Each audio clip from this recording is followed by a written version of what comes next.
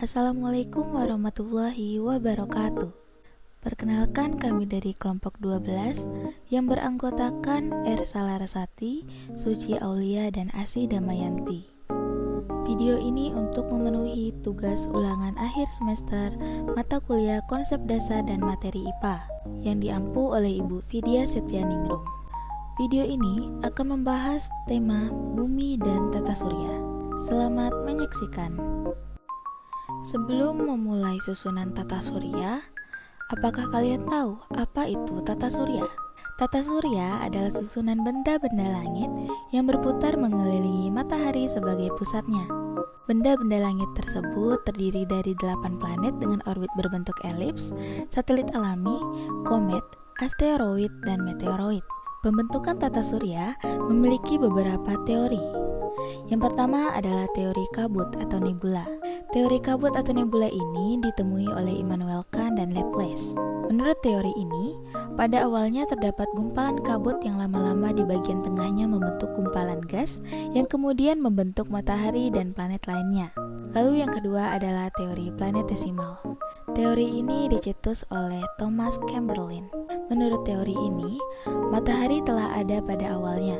Kemudian ada bintang yang mendekat dan terjadilah penarikan massa matahari oleh bintang tersebut. Massa matahari yang terhambur inilah yang membentuk planet. Yang ketiga adalah teori pasang surut yang dicetus oleh James dan Jeffreys. Menurut teori ini, hampir sama dengan teori planetesimal. Bedanya, massa matahari yang tertarik bintang membentuk tonjolan dan membeku yang nantinya menjadi planet. Yang keempat ada teori awan debu yang dicetus oleh Fred L. Whipple, Fred Hoyle, dan Hannes Alfvén. Menurut teori ini, tata surya berasal dari gumpalan gas dan debu yang membentuk cakram di bagian tengah dan tipis di pinggirnya. Bagian tengah membentuk matahari karena menekan sehingga panas dan pijar. Sedangkan pinggirnya membentuk planet karena berputar dengan cepat. Yang keenam ada teori bintang kembar yang dicetus oleh Littleton. Menurut teori ini, matahari adalah bintang kembar yang berdekatan. Salah satu bintang meledak sehingga pecahannya berputar mengelilingi bintang yang tidak meledak. Gravitasi bintang yang tidak meledak menimbulkan putaran. Bintang yang tidak meledak menjadi matahari, sedangkan pecahan bintang yang meledak menjadi planet-planet dan satelit. Dan teori yang terakhir adalah hipotesis Kuiper. Menurut teori ini, alam semesta terdiri atas formasi bintang-bintang.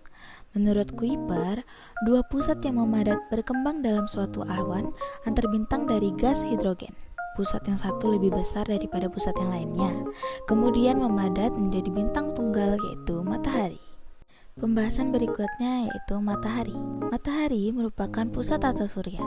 Matahari ialah benda panas yang tersusun oleh berbagai gas yang bertekanan tinggi. Ukurannya lebih besar daripada planet terbesar sekalipun. Sumber energi matahari berasal dari reaksi fusi yang terjadi di dalam inti matahari. Adapun lapisan matahari, yaitu yang pertama inti matahari, kedua fotosfer, ketiga kromosfer, dan yang keempat korona. Pembahasan berikutnya yaitu planet pertama, Merkurius. Merkurius merupakan planet terdekat dari matahari. Ia memerlukan sedikit waktu untuk mengelilingi pusat tata surya, yaitu sekitar 88 hari bumi. Berotasi lebih lambat, membutuhkan 2 bulan di bumi untuk berputar sekali, yaitu selama 176 hari di bumi. Suhu permukaannya mencapai 430 derajat Celcius saat matahari di dekatnya, namun saat matahari turun mencapai minus 180 derajat Celcius. Selanjutnya adalah Venus. Venus memiliki suhu mencapai 480 derajat Celcius. Venus disebut bintang pagi dan bintang senja karena bisa dilihat saat pagi dan sore hari. Venus memiliki banyak gunung berapi, sekitar 1.600 gunung berapi.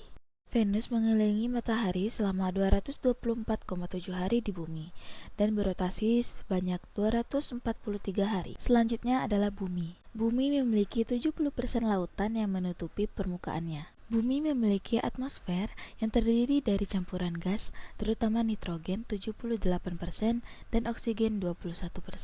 Lapisan bumi terdiri dari kerak bumi, mantel, inti bumi bagian luar, dan inti bumi bagian dalam. Selanjutnya adalah Mars. Mars memiliki atmosfer dan hari yang hanya sedikit panjang dikarenakan posisi Mars lebih dekat dari bumi dibandingkan dengan planet lain, yaitu sekitar 56 juta kilometer. Suhu Mars jauh lebih dingin daripada bumi, yaitu suhunya mencapai minus 120 derajat Celcius atau bahkan di bawahnya. Selanjutnya adalah Jupiter. Jarak Jupiter dari matahari sangatlah jauh, membutuhkan hampir 12 tahun untuk mengelilingi matahari. Namun, ia berotasi lebih cepat daripada planet lainnya, yaitu hanya membutuhkan sekitar 10 jam. Jupiter memiliki warna yang belang. Hal ini dinamakan oleh para astronom sebagai zona dan sabuk. Zona dan sabuk merupakan awan gelap dan terang yang disebabkan oleh rotasi yang cepat.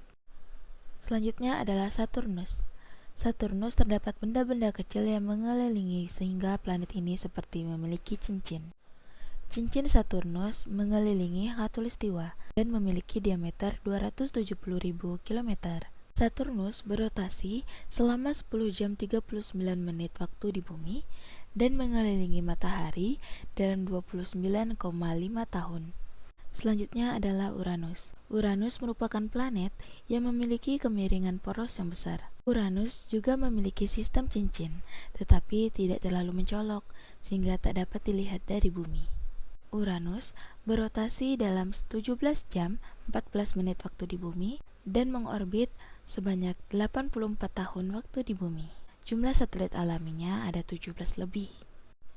Selanjutnya adalah Neptunus. Ukuran Neptunus hanya sedikit kecil daripada Uranus, dengan letaknya yang berbeda sekitar 1,6 miliar kilometer lebih jauh. Neptunus memiliki 4 cincin redup, terdiri dari 2 cincin besar dan 2 cincin kecil. Walaupun Neptunus jauh dari matahari, Neptunus memiliki suhu yang panas, yaitu pada puncak awannya minus 125 derajat Celcius. Hal ini membuktikan bahwa Neptunus memiliki sumber panas internal. Seperti itulah susunan tata surya. Selanjutnya kita akan membahas tentang meteoroid, meteor, dan meteorit. Yang pertama, meteoroid. Meteoroid adalah sekumpulan benda langit yang memiliki ukuran kecil dan tidak memiliki lintasan tertentu. Alhasil, ia bergerak bebas di angkasa dengan kecepatan tinggi. Meteoroid juga memiliki ukuran yang lebih kecil dari asteroid, tetapi ia lebih besar dari molekul. Meteoroid umumnya terbentuk karena adanya tabrakan antar asteroid di angkasa. Benda langit satu ini memiliki beberapa sifat yang umum dikenal, yaitu tidak beraturan, tidak bercahaya, dan orbitnya tidak tetap. Yang kedua, meteor. Nah, tanpa sengaja, meteoroid sewaktu-waktu bisa saja tertarik oleh gravitasi planet yang ada di sekitarnya. Karena hantaman atmosfer, meteoroid pun akan terbakar dan menimbulkan api atau pijar panas. Nah, meteoroid yang memancarkan pijar panas itu disebut meteor atau bintang jatuh. Disebut sebagai bintang jatuh karena dari permukaan bumi mereka terlihat seperti bola api berekor di malam hari dengan gerakan yang sangat cepat.